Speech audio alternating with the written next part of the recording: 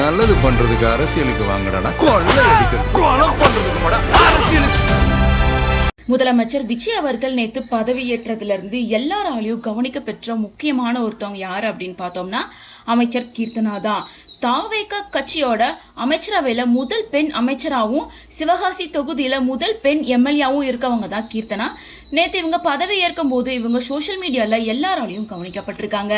ஏன்னா இவங்க ரொம்ப இளம் வயசுலயே ஒரு எம்எல்ஏவா இருக்கிறது தமிழ்நாட்டிலேயே இதான் முதல் முறை அப்படின்னு சொல்லப்படுது.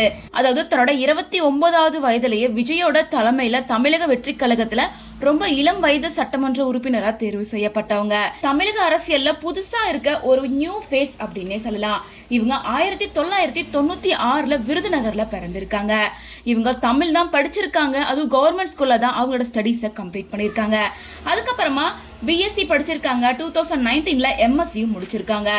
மேலும் முழு நேர அரசியல் நுழையறதுக்கு முன்னாடியே கீர்த்தனா ஷோ டைம் கவுன்சிலிங் மற்றும் ஐபிஏசி ஆகிய நிறுவனங்கள்ல அரசியல் ஆலோசகராகவும் டிஜிட்டல் தேர்தல் பிரச்சார வியூக குழுல ஒர்க் பண்ணியிருக்காங்க.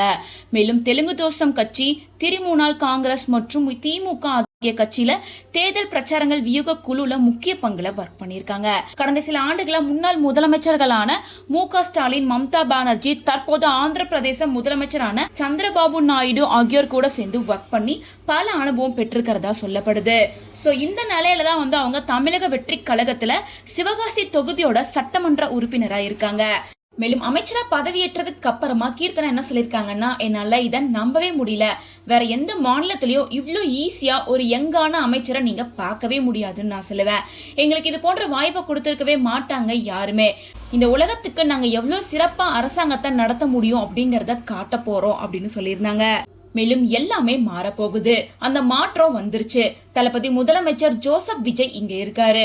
ஒரு நடுத்தர குடும்பத்தில இருந்து வேட்பாளரா வாய்ப்பு பெற்று இன்னைக்கு அமைச்சரவையில ஒரு முக்கிய அமைச்சரா இருக்கிறது எனக்கு ரொம்ப சந்தோஷமா இருக்கு. எந்த ஒரு ஸ்டேட்லயும் இப்படிப்பட்ட விஷயம் கிடைக்காது. அவரு எங்க திறமைய மட்டும்தான் பாக்குறாரு, எங்களோட ஆற்றலை பாக்குறாரு. அந்த மாற்றங்கள் அத்தனையும் நாங்க கொண்டு வர இங்க இருக்கோம். மேலும் தேர்தல் ரிசல்ட் வந்தப்ப நான் ஹிந்தியில பேசினது மிகப்பெரிய பேசு பொருளா மாறி இருந்தது. என் கட்சியோட பிரதிநிதித்துவத்தை நான் இந்தியா மட்டும் இல்லாம வெளிநாடுகளையும் பரப்ப விரும்புறேன். எனக்கு 5 லாங்குவேஜும் தெரியும்.